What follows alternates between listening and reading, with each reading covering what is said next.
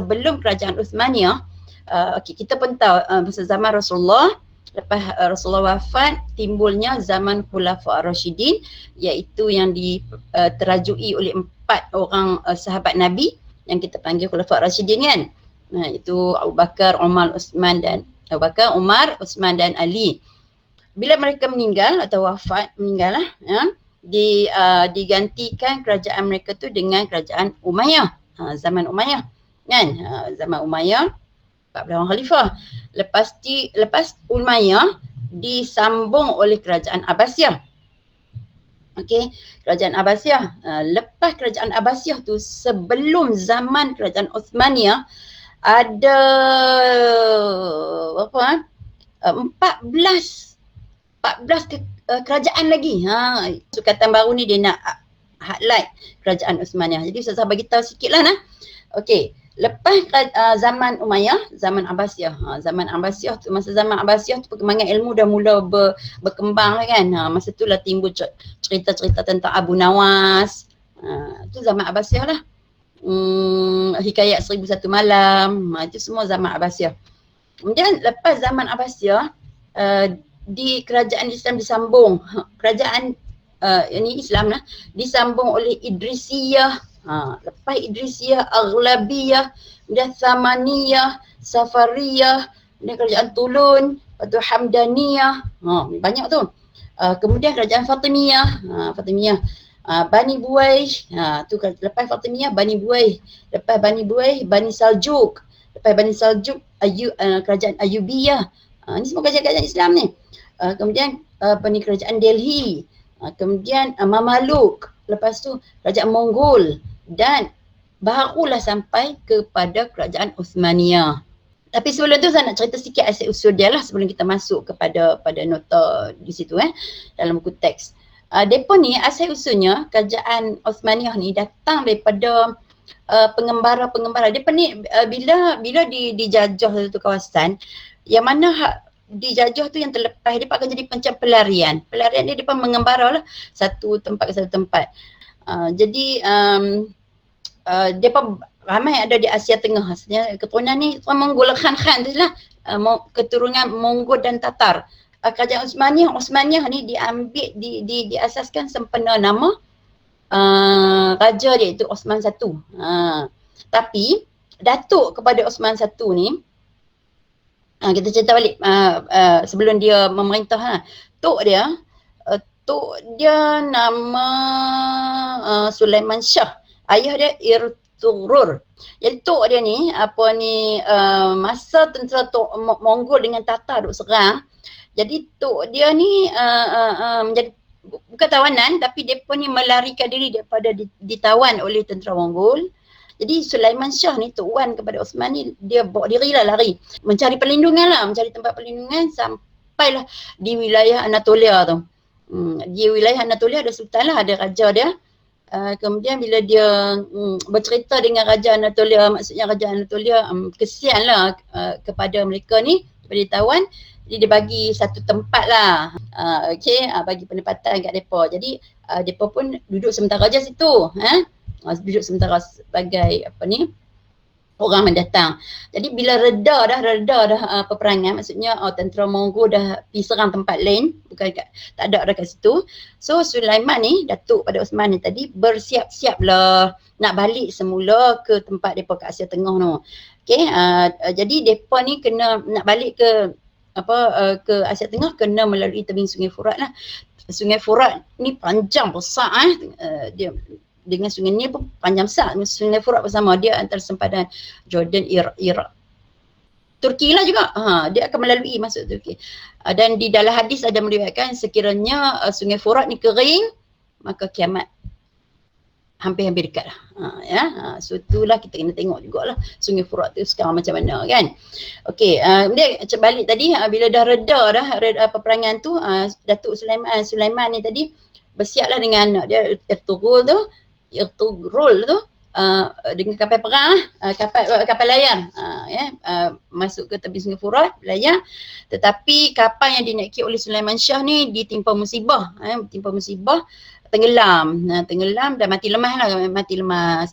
Dan satu kapal lagi yang dinaiki oleh Ertugrul ni, putra dia lah, putra Sulaiman tadi yang bernama Ertugrul ni, itu bapa pada Osman, rasa tak sedap hati lah nak teruskan perjalanan. So dia pun patah balik ke Anatolia. Patah balik ke Anatolia. Jadi tadi kan saya dah kata penguasa ataupun pemerintah Anatolia dah bagi satu kawasan kat mereka kan. So bila patah balik, penguasa pun suruh mereka duduklah kat situ dengan janji taat setia. Mereka ni dah bagi kepada sultan ataupun raja Anatolia, maknanya apa saja yang pemerintah perlu kami akan tolong.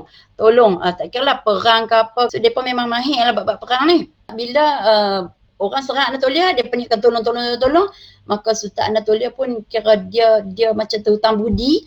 Maka dia pun lantik Ertugrul ni, ayah pada Osman ni, menjadi macam panglima tentera, macam tentera diraja lah. Menjaga raja, menjaga pemimpin-pemimpin. Mereka ni memang hebat kan, kekuatan dia memang hebat. So sebagai tanda terima kasih, sebagai tanda hutang budi, mereka dilantik naik pangkat, jaga orang kenamaan terus. Kemudian dibagi pula hadiah setiap kali menang perang, dibagi hadiah yang berupa tanah. Bila dapat tanah ni, mulalah kan depa membina tamadun lah. Sampailah Ertugrul tu, ayah Osman tadi meninggal. Bila meninggal, Osman bawa lah. Jadi naik kan. Sama juga pemerintah Anatolia masih memberi banyaklah faedah kepada kepada Osman ni, dan sampailah pemerintah ataupun raja Anatolia tu wafat atau meninggal, dia tak ada waris, dia tak ada anak. Bila tak ada anak, maka dia serahkan kerajaan kepada Osman. So automatiklah Osman naik jadi pemerintah. Dan dia ni naik macam mana? Sebab dia kan asal pelarian ataupun pendatang kan. Jadi dia dibantu oleh pendatang-pendatang lain lah. Mana lain mau angkat dia lah. Dan akhirnya dia jadi sultan, dan maka dialah orang pertama ataupun pemerintah pertama kerajaan Osmaniyah. Osman tu. Jadi itulah serba sikit dia punya asal usul dia. Barulah kita masuk tajuk. Okey. Okay. Apa yang kamu perlu tahu di sini, asal nama kerajaan ini bersempena nama Osman bin Ertugrul. Ertugrul. Kalau baca kod Jawi dia bunyi senang sikit. Ertugrul. Okey, rumi dia macam ni. Iaitu pengasas kerajaan Osmaniyah yang saya cerita tadi lah. Macam mana boleh dapat dia naik jadi pemimpin tu. Dia jadi sultan. Okey, tempoh pemerintahan ialah 1924 sampai 1299 sampai 1924. Ni tahun Masihi ni. Tahun Masihi. Lama kan? Lama. Tu kerajaan Osmaniyah tu. Yang berada di Turki tu. Okey, baik. Pusat pemerintahan dia, tengok sebabkan lama dia memerintah. So dibahagikan kepada ada 4 pusat pemerintahan. Iaitu Sukut, dia panggil Sugut, yang sebut bahasa Turkinya Sugut kan, Bursa ataupun Bursa, Edirne ataupun panggil Edirnah kan, dan Istanbul. Istanbul yang kota yang kita nak pergi sangat tu, cantik. Bursa ni pun cantik, di sini tempat salji. Ni pun samalah semua tempat lah ni, tempat orang bersejarah yang orang pergi melawat lah. Okey. Kawasan pemerintahan dia meliputi sebahagian besar benua Asia, Eropah dan juga Afrika. Okey, bilangan pemerintah yang paling ramai ialah zaman Osmaniyah, iaitu 37 orang. Okey. Baik, pemerintah pertama Sultan Osman bin Ertugrul. Okey, baik. Kemudian ni yang pertama lah, yang pengasas dia. Tetapi daripada antara 37 tu ada pemerintah yang terkenalnya ada 4. Maksudnya zaman depa ni lah yang gilang gemilang lah. Pertama dah tentu zaman Sultan Osman bin Ertugrul ni. Yang kedua Sultan Murad I. Kemudian Sultan Muhammad Al-Fatih. Yang ni pun Ya, kemudian ni Sultan Muhammad Al-Fatih ni yang kata sebaik-baik tentera tu, ya, ada dalam hadis nanti saya terang lah. Kemudian Sultan Sulaiman Al-Qanuni yang kata Sultan Muhammad Al-Fatih ni dalam spektrum ilmu. Ni dalam hadis ni. Abdullah bin Bashir Khathami daripada ayahnya meriwayatkan bahawa Rasulullah SAW pernah bersabda. Masa tu zaman Rasulullah bersabda benda ni ialah masa peperangan Khandaq. Sedangkan apa yang Rasulullah sabdakan ni muncul pada tahun 1299. Bayangkan hadis Rasulullah ni mendahului. Apa dia kata? Okey, maksudnya sesungguhnya Konstantiniyah ataupun Konstantinopel tu itu sesungguhnya Konstantinopel itu pasti akan dibuka. Maksudnya kota Konstantinopel ni ditutup untuk semua. Maksudnya orang akan nak sangat Konstantinopel ni. Semua kuasa nak sangat. Tetapi Rasulullah bersabda akan dibuka. Maksudnya akan ditawan oleh satu tentera. Yang dikatakan sebaik-baik ketua ialah ketuanya. Tentera tu sebaik-baik ketua ialah ketuanya, ketua tentera tu. Dan sebaik-baik tentera ialah tenteranya. Maknanya ketua dia terbaik dan tentera-tentera dia juga terbaik. Jadi bila tentera baik, ketua baik, tentera baik, maka mereka dapat menawan Konstantinopel. Jadi Konstantinopel tu ialah Istanbul sekarang. Ya. Jadi dalam peperangan Khandaq tu Rasulullah sebut sebab apa dalam peperangan Khandaq tu peperangan yang kita tahu peperangan Khandaq ni maksudnya apa? Longkang kan, longkang ataupun lubang panggil longkang. Dia tengah korek tu, tengah korek untuk mengelak musuh menyerang tu, musuh akan jatuh dalam lubang tu kan. Jadi masa dia duk korek tu ada satu batu besar yang depa nak kena congkir batu tu, nak bagi dia keluar, nak bagi ada lubang tu kena bawa keluar batu tu. Jadi masa dia duk takik ketuk batu tu, nak angkat ni, terpancar 3 cahaya kat batu tu. Terpancar 3 cahaya. Lepas tu sahabat tanya, Rasulullah, cahaya apa kan? Dia Rasulullah pun dia pejam mata, dia bagi tahu sahabat, kata aku nampak ada 3 cahaya kat situ. Cahaya pertama dia ke arah, maknanya dia memancar ke arah Parsi. Aku nampak istana Kisra Parsi, maksudnya istana Parsi kat situ. Kemudian cahaya kedua dia memancar ke arah Yaman. Juga aku nampak istana putih, berwarna putih, Rasulullah kata. Dan yang ketiga ialah cahaya yang menghala ke arah Syam. Yang mana itulah Konstantinopel. Betul Rasulullah bersabda hak itulah sebaik-baik tentera betul. Jadi memang pun apa yang sabda Rasulullah tu menjadi benar. Itu bukti hadis Rasulullah tu benar. Okay. Kita tengok ketokohan, terus pada ketokohan sultan yang terkenal tadi, 4 tadi. Pertama, Uthman bin Urtugrul. Okay, nama penuh Uthman bin Urtugrul ataupun Irtugrul. Ikutlah mana-mana nak buat I ke U ke. Lahir pada 1258 Masihi, 656 Hijrah. Hijrah tu kan. Tarikh mangkat 726 Hijrah ataupun 1326 Masihi. Tempoh dia memerintah lama 27 tahun. Uthman ni memerintah selama 27 tahun. Dan jawatan yang adalah pemerintah pertama lah kerajaan Uthmaniyah. Apa yang telah dia sumbangkan? Ni yang saya sebut Anatolia tadi tu. Okay. Dia menyatukan wilayah Anatolia selatan Anatolia Selatan selepas ditinggalkan oleh kerajaan Byzantine. Okay. Baik. Jadi dia berjaya satukan wilayah Anatolia selepas ditinggalkan oleh Byzantine, mengisytiharkan kemerdekaan Anatolia daripada kerajaan Saljuk. Setiap pemerintahan dia berbeza-beza pentadbiran kan.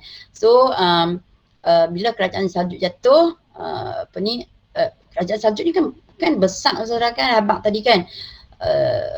Saljuk Iraq, Saljuk Iran, Saljuk Kirman, Saljuk Asia Kecil kan.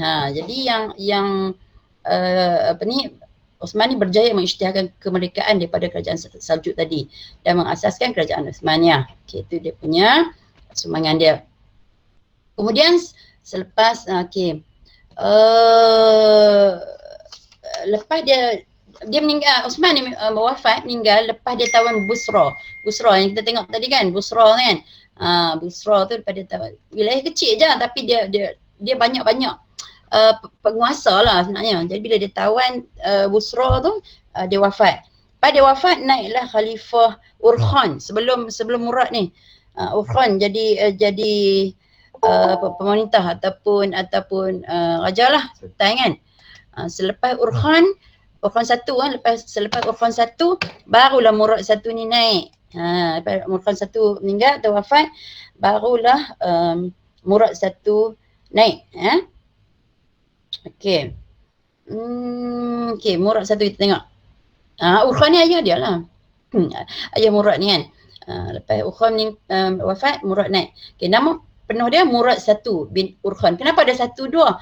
Memang mereka orang Asia Tengah ni, mereka memang dia akan ada Murad dua pula. Macam tu. Tapi keturunan dia juga. Kan? Okey, nama penuh Murad satulah bin Urkhan. Lahir pada 726 Hijrah ataupun 1325 Masihi. Mangkat pada 791 Hijrah ataupun 1388 Masihi. Lama juga dia perintah, iaitu 30 tahun. Sebab tu dia paling terkenal kan. Okey, 30 tahun. Jawatan dia pemerintah ketiga nah. Walaupun yang tajuk ni kedua popular, tapi dia adalah pemerintah ketiga. Sebab yang kedua ayah dia Urkhan. Okey, tapi tak popular. Dia ni popular lagi sebab 30 tahun dia perintah. Okey, sumbangan dia membentuk pasukan Janissary, tentera lah. Dia memodernkan angkatan tentera laut. Kapal-kapal laut tu dia modernkan alat-alat perang. Menjadikan Edirne sebagai ibu kota, ibu negara. Macam kita jadikan Putrajaya kan. Dia lah menjadikan Edirne ni sebagai ibu negara. Okey, baik. Kemudian sebelum Muhammad Al-Fatih yang ni pemerintah yang ketiga popular, Muhammad Al-Fatih ni. Yang ini adalah sejarah Sultan Muhammad Al-Fatih sampai buah nama pun anak Al-Fatih kan. Sebelum dia naik ada lagi khalifah yang keempat kan. Dia ni yang keenam. Okey. Nama Muhammad Al-Fatih bin Murad II. Tarikh lahir 1429 Masihi ataupun 833 Hijrah. Mangkat 886 Hijrah, tahun Masihnya 1481. Tempoh pemerintahan 31 tahun. Lama juga. Jawatan pemerintah ke-7. 7 1, 2, 3, 4, 5, 6. Ada yang kata 6. 1, 2, 3, 4, 5, 6. Ya, betul 7. Osman 1, Urkhan 1, Murad 1, Bayazid 1, Sultan Muhammad 1, Sultan Muhammad 2. Dia ni Sultan yang ke-6. Ustazah mungkin tertinggal satu kot. Tak apalah. Di sini dia kata 7 ke-7 lah. Mungkin di celah-celah tu ada satu lagi sultan tertinggal kot kan. Jadi sumbangan ni dialah yang membuka kota Konstantinopel pada tahun 857 Hijrah ni iaitu 1453 Masihi. Dan dia yang adalah hadis Nabi tu. Bayangkan selepas Hijrah tahun 857 Hijrah. Selepas Nabi hijrah tu, pada hadis Nabi tu tahun 857 baru ternyata apa yang hadis Rasulullah cakap tu. Bayangkan kan, punya lama punya lama, tapi maknanya bukan omong kosong lah. Bayangkan. So dia dapat menyatukan empire di utara Balkan bagi mengelakkan serangan Hungary. Dia bersatu, boleh serang Hungary balik. Hungary ni daripada orang kafir lah. Mewakafkan Hagia Sophia. Hagia Sophia ni yang kami tengok kat kota Istanbul yang orang tengok gambar tu kan.